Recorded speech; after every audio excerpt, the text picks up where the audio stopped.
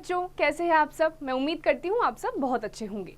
तो आज की कक्षा में हमने जो पिछली कक्षा में आधा भाग किया था उसी का बचा हुआ दूसरा भाग करेंगे।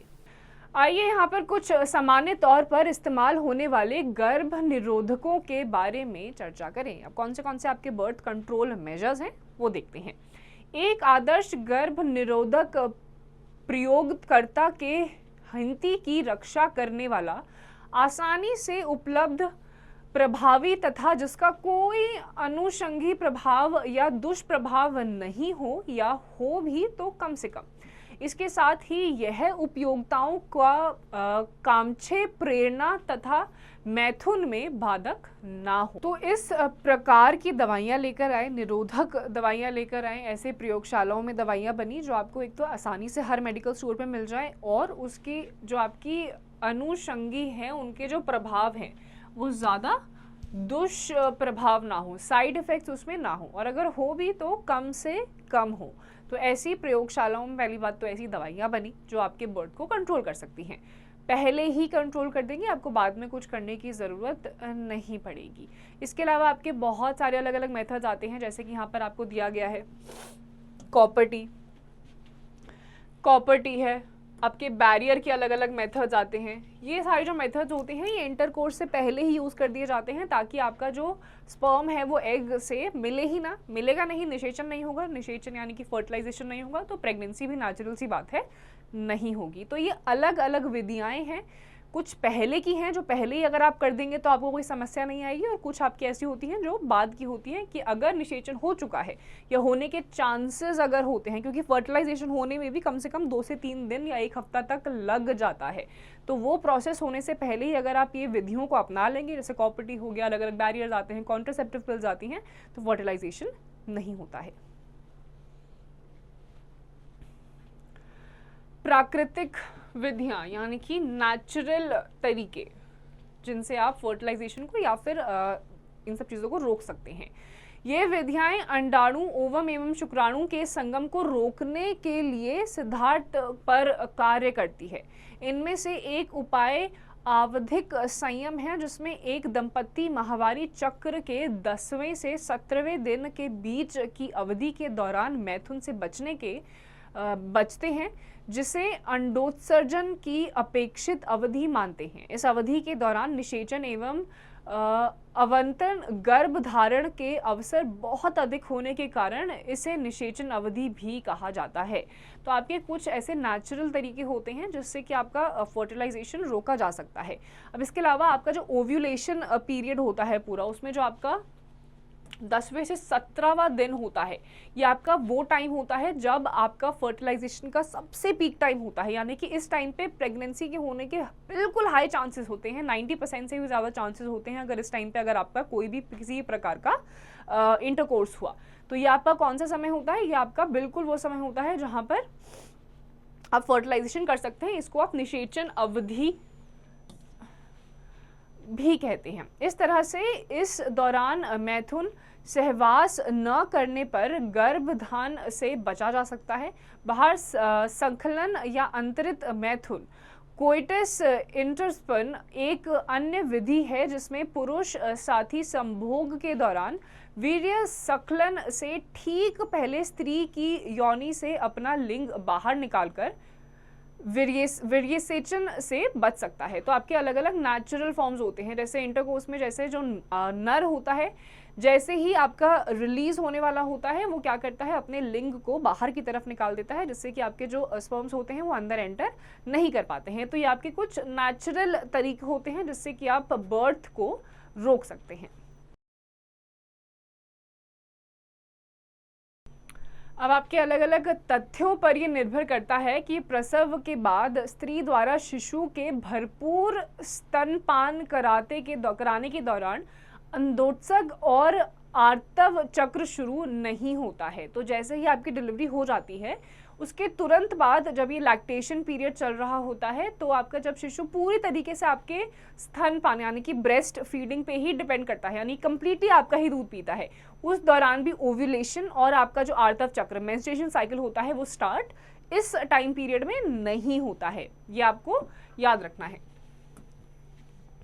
कि जिस टाइम पे ब्रेस्ट फीडिंग चल रही होती है डिलीवरी के जस्ट बाद, उस टाइम पे ना ही तो आपका अंडोत्सर्ग होगा यानी कि ओव्यूलेशन, ना ही आर्तव चक्र शुरू होगा लड़कियों में यानी कि मेंस्ट्रुएशन साइकिल।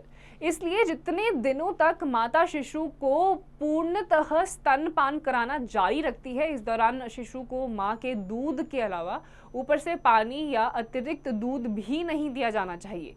यह अवधि 4 से 6 माह की होती है। गर्भधारण के अवसर लगभग 0 हो जाते हैं। तो यहाँ पर जिस टाइम पे ब्रेस्ट फीडिंग चल रही होती है उस टाइम पे एक तो बच्चे को पानी भी नहीं दिया जाता है बाहर का, सिर्फ दूध ही दिया जाता है, वो भी सिर्फ माँ का, और ना दूसरा कोई बाहर का दूध दिया जाता है। ये करीबन 4 से 6 महीने का टाइम पीरियड होता है। 4 से 6 महीने तक ये पूरी जो प्रक्रिया होती है वो जारी रहती है। और इस टाइम पीरियड में जो लड़की होती है, प्रेगनेंसी के चांसेस ब्रेस्ट फीडिंग के टाइम पे लगभग 0 होते हैं, यानी कि ना के बराबर। तो यहाँ पर आपकी जो लड़की होती है प्रेग्नेंस, इस टाइम पे प्रेग्नेंट नहीं हो सकती। यह विधि प्रसव के बाद ज़्यादा से ज़्यादा 6 माह की अवधि तक ही कारगर मानी गई है। चूंकि उपयुक्त विधियों में किसी दवा या साधन का उपयोग नहीं होता, अंततः इसके दुष्प्रभाव लगभग 0 के बराबर है। हालांकि इसके असफल रहने के दर काफ़ी अधिक हैं। तो यहाँ पर क्या देखा गया है, 6 महीने तक ही ज़्यादातर ये टाइम पीरियड देखा जाता है। उसके बाद वापस से आपको, क्योंकि ओव्यूलेशन स्टार्ट हो जाता है, तो आपका प्रेगनेंसी के चांसेस वापस से बढ़ सकते हैं, लेकिन इसके भी कोई कंप्लीट चांसेस नहीं देखे गए हैं। रोध बैरियर विधियों के अंतर्गत रोधक साधनों के माध्यम से अंडाणु और शुक्राणु को भौतिक रूप से मिलने से रोका जाता है। इस प्रकार के उपाय पुरुष एवं स्त्री दोनों के लिए उपलब्ध हैं। रोध यानी कि बैरियर। अब ये जो बैरियर वाली विधियां होती हैं, इसमें अंडाणु और शुक्राणुओं को मिलने से रोका जाता है। अब ये मेल और फीमेल दोनों में ही देख सकते हैं, जैसे कि मेल के केस में जो कॉन्डम्स होते हैं वो अगर वो अपने लिंग में लगा लेते हैं तो इसमें 99, इसमें भी कंप्लीट चांसेस नहीं होते हैं, 99% चांसेस ही होते हैं कि जो स्पर्म्स होते हैं वो रिलीज नहीं होंगे फीमेल के रिप्रोडक्टिव ऑर्गन में, लेकिन 1% चांस फिर भी रहता है। इसके अलावा कॉपर-टी जैसे ऑप्शंस होते हैं, जो कॉपर-टी होता है वो फीमेल्स में वेजाइना में इंसर्ट कर दिया जाता है ताकि जो शुक्राणु हैं वो रिलीज हो लेकिन अंडाणु तक ना मिले। तो ये आपके कुछ रोध निरोधक होते हैं, बैरियर्स होते हैं, जो मेल और फीमेल दोनों ही यूज कर सकते हैं। इससे ये दोनों अंडाणु और शुक्राणु नहीं मिलते हैं और निषेचन नहीं होता है, हेंस आपकी प्रेगनेंसी भी नहीं होगी। बट ये ध्यान देने वाली बात है, ये 99% ही या 99 से भी थोड़ा कम परसेंट ही सक्सेसफुल होते हैं। 1% अगर काम खराब हो गया तो फिर चीज़ें खराब हो सकती हैं। तो ये सारी चीज़ें बहुत ही सोच समझ के करने वाली होती हैं। वर्षों में कॉन्डम की उपयोग में तेजी से वृद्धि हुई है, क्योंकि इसमें गर्भधारण के अलावा यौन संचारित रोगों तथा एड्स से बचाव जैसे अतिरिक्त लाभ हैं। तो बहुत अभी रिसेंट ईयर्स में देखा गया है, या कुछ लास्ट डेकेड से भी देखा गया है कि कॉन्डम का जो सेल है वो इंक्रीज हो गया है। अब ये सिर्फ प्रेगनेंसी में ही नहीं रोकता है, इसके अलावा जो आपकी STD जैसी प्रॉब्लम होती हैं, सेक्सुअली ट्रांसमिटेड डिजीज होती हैं, जैसे कि एड्स, इनको भी ये क्या करता है, रोक लेता है। तो बर्थ कंट्रोल तो ये एक तरीके से है ही, इसके अलावा बहुत सारी अलग अलग बेनिफिट्स होते हैं जिसकी वजह से इसका सेल लास्ट डेकेड्स या कुछ रिसेंट ईयर्स में देखा गया है कि बढ़ गया है। स्त्री एवं पुरुष दोनों के ही कॉन्डम उपयोग के बाद फेंकने वाले होते हैं। इन्हें स्वयं ही लगाया जा सकता है और इस तरह उपयोगकर्ता की गोपनीयता बनी रहती है। तो ये आप खुद ही यूज़ करते हैं और इसके अलावा ये बिल्कुल प्राइवेट रहता है, ये कोई चीज़ पब्लिक में नहीं कर दी जाती है कि किसको बेचा गया है, किसने खरीदा है, ये सब खाली गोपनीय रहती है, यानी कि कॉन्फिडेंशियल रहती हैं। डायाफ्राम, गर्भाशय ग्रीवा टोपी तथा वॉल्ट आदि भी रबर से बने रोधक उपाय हैं। कॉन्डम के अलावा ये आपके कुछ और डायाफ्राम, गर्भाशय ग्रीवा और टोपी तथा वॉल्ट, तो ये आपके अलग अलग रबर से बने हुए ही रोध यानी कि बैरियर्स हैं जो यूज करे जाते हैं। इससे क्या होता है, आपकी प्रेगनेंसी को या फर्टिलाइजेशन को रोका जा सकता है। लेकिन आप अगर गूगल पे या साइट पे देखेंगे भी, या फिर इनके बॉक्सेस के पीछे भी अगर कभी देखेंगे, तो इसमें भी लिखा होता है कि ये कंप्लीटली वायबल नहीं होते, यानी कि आप पूरी तरीके से इन पर निर्धारित नहीं कर सकते हैं। 1% चांसेस होते हैं कि ये काम ना भी करें। भारत में दूसरी प्रभावी और लोकप्रिय विधि अंतःगर्भाशयीय युक्ति इंट्रा यूट्राइन डिवाइस IUD का उपयोग है। तो इसके अलावा आपकी एक और डिवाइस आता है जिसे बोला जाता है, ये इंडिया में खासकर देखा जाता है, बहुत फेमस है, अंतःगर्भाशयीय युक्ति। इसे इंग्लिश में कहा जाता है इंट्रा यूट्राइन डिवाइस IUD। अब यूट्राइन है तो नेचुरल सी बात है, आपके जो यूरिनरी ट्रैक होता है वहाँ पर क्या होता है, इंट्रा डिवाइस एक लगा दी जाती है, इंट्रा यूट्राइन डिवाइस जिसे कहा जाता है, और ये आपके बॉडी के अंदर होती है, जो आपका अंडाणु और शुक्राणु को नहीं मिलने देती है। अब ये सारी जो आपकी युक्तियां हैं ये सिर्फ डॉक्टर्स या फिर जो मेडिकली टेस्टेड आपकी एक्सपीरियंस्ड नर्सेज होती हैं वही कर सकती हैं। इसके अलावा आपके जो तांबा पोचक IUD, जिसे कॉपर T भी कहा जाता है, कॉपर 7, ये सारी चीज़ें भी होती हैं, या फिर आपके हार्मोन मोचक IUD, प्रोजेस्टेरोन्स LNG20, ये सारी भी आपकी अलग अलग तरीके होते हैं जिससे कि प्रेगनेंसी को रोका जा सकता है, गर्भ अवस्था को रोका जा सकता है। इसके अलावा जो आपके शुक्राणुओं की गतिशीलता होती है या फिर उनकी जो निषेचन क्षमता होती है वो क्या कर देते हैं, सीधे कम कर देते हैं। गतिशीलता कम हो जाएगी, स्पीड कम हो जाती है, तो धीरे धीरे जो स्पर्म होते हैं वो कुछ टाइम के बाद डाई आउट ही कर जाते हैं अगर उनकी स्पीड तेज़ नहीं है। और स्पीड तेज़ होगी भी तो उनकी जो फर्टिलिटी, निषेचन की जो क्षमता होती है उसको कम कर देती हैं ये सारी दवाइयाँ। इसके अतिरिक्त IUD हार्मोन को गर्भाशय में भ्रूण के रोपण के लिए अनुपयुक्त बनाते तथा गर्भाशय ग्रीवा को शुक्राणुओं का विरोधी बनाते हैं। जो औरतें गर्भावस्था में देरी या बच्चों के जन्म में अंतराल चाहती हैं उनके लिए IUD आदर्श गर्भनिरोधक है। भारत में गर्भनिरोध की यह विधियां व्यापक रूप से प्रचलित हैं। अब ये ज़्यादातर कहाँ देखा जाता है, जैसे कुछ महिलाओं का जब कोई बच्चा होता है, डिलीवरी होती है, तो दूसरे बच्चे में जब भी कुछ टाइम चाहती हैं, 3 साल या 2 से 3 साल का डिफरेंस अगर रखना चाहती हैं, तो ये जो IUD है ये सबसे ज़्यादा फेमस होता है। क्यों? क्योंकि ये बैरियर बन जाता है, सीधे शुक्राणुओं और अंडाणु को मिलने ही नहीं देता, तो प्रेगनेंसी नहीं हो पाती है। भारत में खासकर देखा गया है कि ये सारी जो विधियाँ हैं ये बहुत ज़्यादा प्रचलित है। यानी कि महिलाओं के द्वारा खाए जाने वाला एक अन्य गर्भ निरोधक प्रोजेस्टोजन अथवा प्रोजेस्टोजन और एस्ट्रोजन का संयोजन है, जिसे थोड़ी मात्रा में मुंह द्वारा लिया जाता है। यह मुंह से टिकिया के रूप में ली जाती है और ये गोलियां पिल्स के नाम से लोकप्रिय हैं। अब फीमेल्स भी कुछ ऐसी गर्भ निरोधक दवाइयाँ खाती हैं जिसमें आपका प्रोजेस्टोजन, एस्ट्रोजन, ये सारी संयोजन, इसमें मिक्सचर होता है पूरा। इनको गोलियाँ या फिर पिल्स भी कहा जाता है। पिल्स के नाम से ये ज़्यादा फेमस हैं। ये गोलियाँ 21 दिन तक प्रतिदिन ली जाती हैं और इन्हें आर्तव चक्र, माहवारी के प्रथम 5 दिनों, मुख्यतः पहले दिन से ही शुरू करना चाहिए। अभी क्या होता है, 21 दिन तक ये क्या होता है, लगातार ली जाती हैं। लगातार जब ये ली जाती हैं, जब आपका आर्तव चक्र शुरू होता है, उसका जो प्रथम 5वां दिनों, जो 5 दिनों में जो पहला दिन होता है, तभी से लेना शुरू कर देना होता है। जैसे ही पीरियड शुरू हो गए, पहले दिन में आप पहली गोली लेंगे और 21 दिन तक इसको लगातार लिया जाता है, ताकि ओव्यूलेशन या फिर फर्टिलाइजेशन या प्रेगनेंसी तक बात ना पहुंचे, प्रेगनेंसी को रोकने के लिए।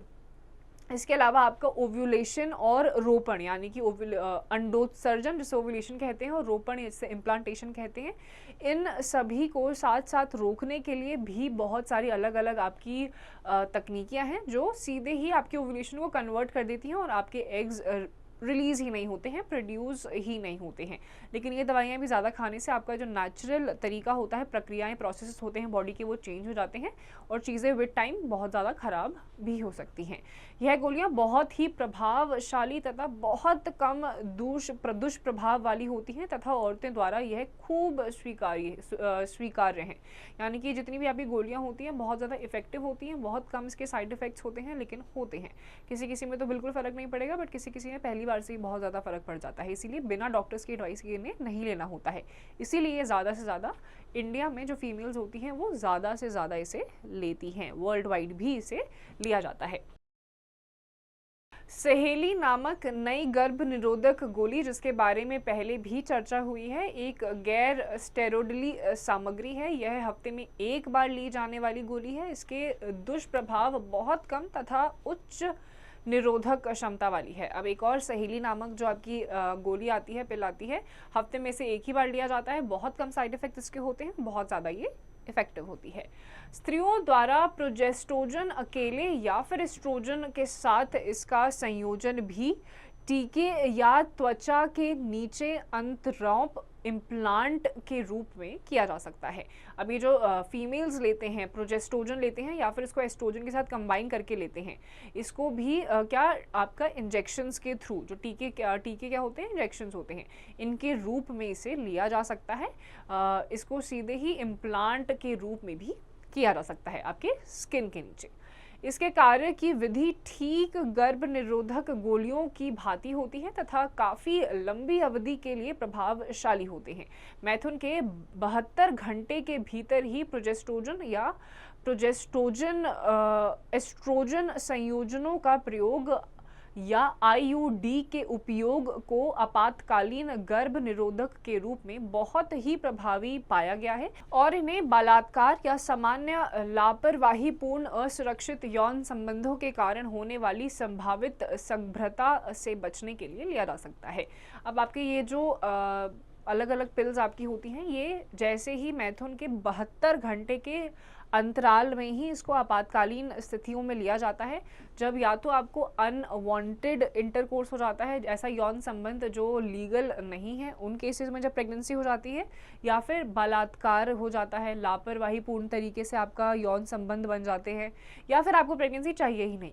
उन केसेस में क्या होता है, 72 घंटे के अंदर अंदर आपको या तो सिर्फ प्रोजेस्टेरोन या फिर प्रोजेस्टेरोन और एस्ट्रोजन दोनों के कॉम्बिनेशन में जो पिल आती है वो अगर आप लेते हैं तो आप इसको रोक सकते हैं। बट इसका टाइम क्या है, 72 घंटे के अंदर अंदर।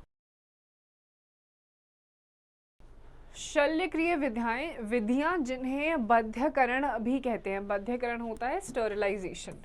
इन केसेस में क्या होता है, इस प्रक्रिया में होता है कि जिन केसेस में कपल्स को प्रेगनेंसी टर्मिनेट करनी होती है या फिर नहीं चाहिए होती है, वहाँ पर स्टरलाइजेशन यूज़ होता है। ये मेल या फीमेल, स्त्री या पुरुष में से एक अपना सकता है, जिसमें जो आपके युग्मक परिवहन होते हैं, गैमेट्स को जो मूव करवाते हैं, उनका संचार ही रोक दिया जाता है, जिसके परिणाम स्वरूप एज अ रिजल्ट प्रेगनेंसी रोक दी जाती है, नहीं होता है। बध्यकरण प्रक्रियाओं को पुरुषों के लिए शुक्रवाहक उच्छेदन तथा महिलाओं के लिए डिम्बल वाहिनी फैलिपी नलिका उच्छेदन कहा जाता है। जन साधारण इन क्रियाओं को पुरुष या महिलाएं नसबंदी के नाम से जानती हैं। तो यूजुअली आप मतलब नेचुरली जो लोग होते हैं वो इसको किस नाम से जानते हैं, स्टरलाइजेशन जो आपकी बंध्यकरण होती है, इस प्रक्रिया को नॉर्मली लोग इसको जानते हैं नसबंदी के नाम से। नसबंदी यानी कि कंप्लीटली आपको उसके बाद पॉसिबल ही नहीं हो पाएगा, प्रेगनेंसी आपकी लाइफ टाइम के लिए टर्मिनेट हो जाएगी। मेल और फीमेल दोनों में से कोई भी इसे अपना सकता है। शुक्रवाहक में चीरा मारकर छोटा सा भाग काटकर निकाल अथवा बांध दिया जाता है, जबकि स्त्री के अंदर में छोटा सा चीरा मारकर अथवा योनि द्वारा डिम्ब वाहिनी नली का छोटा सा भाग निकाल दिया जाता है या फिर उसको बांध दिया जाता है। तो दोनों केसेस में कैसे होता है, अगर पुरुषों के केसेस में देखा जाएगा तो पुरुषों में क्या होता है, उनका जो भी शुक्रवाहक होता है वहाँ पर या तो छोटा सा चीरा मार दिया जाएगा या फिर उसको काट कर या तो अलग कर देंगे या फिर उसमें हल्का उसको बांध देंगे, जिससे कि आपका शुक्राणु मूवमेंट ही ना हो। और स्त्री में क्या होता है, अंदर ही एक छोटा सा चीरा मार दिया जाता है, जो उनकी योनि होती है उसके द्वारा जो आपकी डिम्बी वाहिनी नली होती है वहाँ पर या तो चीरा मार देंगे या फिर उसका छोटा सा भाग निकाल कर अलग कर देते हैं या फिर बांध देते हैं। तो इस प्रकार से आपका स्टरलाइजेशन, इसे आम लोगों की भाषा में नसबंदी भी कहा जाता है। इससे क्या होता है कि आपकी तकनीकें बहुत सारी प्रभावशाली तो हैं ही, और इनमें जो आपकी व्यवस्थित लाने की जो गुंजाइश होती है वो बहुत ही कम हो जाती है, यानी कि प्रेगनेंसी बिल्कुल आपकी ना के बराबर हो जाती है। ये आपके केसेस हैं, ये आपका मेल ऑर्गन है, ये आपका शुक्र वाहिका है, ये आपकी शुक्र वाहिका है। या तो इसे यहाँ पे चीरा मार दिया जाता है, या तो इसे ये काट ही देंगे, या फिर इसको काट के चीरा मार के बंद कर दिया जाता है। यहीं पर अगर बंद हो जाएगा तो मूवमेंट ही यहाँ से होती है। अगर यहाँ से अगर ऊपर तक जा ही नहीं पाएंगे तो आपका नेचुरल सी बात है स्पर्म रिलीज हो ही नहीं पाएगा। दूसरा इमेज आपकी फीमेल रिप्रोडक्टिव ऑर्गन है। यहाँ पर क्या है, यहाँ से क्योंकि आपकी जो ओवरीज हैं यहाँ से आपका फैलोपियन ट्यूब से होते हुए जाता है इधर की तरफ, इधर से भी यहाँ तो जा सकता है, तो यहीं पर चीरा मार दिया जाता है। या तो बिल्कुल काट के अलग कर देंगे या फिर उसको बांध देंगे। अब एग रिलीज तो हो जाएगा, यहाँ से मूवमेंट भी कर लेगा, बट यहीं पर अगर उसको आगे जाने की जगह नहीं मिलेगी तो वहीं पर वो खत्म हो जाएगा, यहाँ तक एग पहुँचेगा ही नहीं, तो आपका प्रेगनेंसी हो ही नहीं सकता। तो ये दोनों केसेस हैं आपके किसके, स्टरलाइजेशन के, जिसे नसबंदी भी कहा जाता है।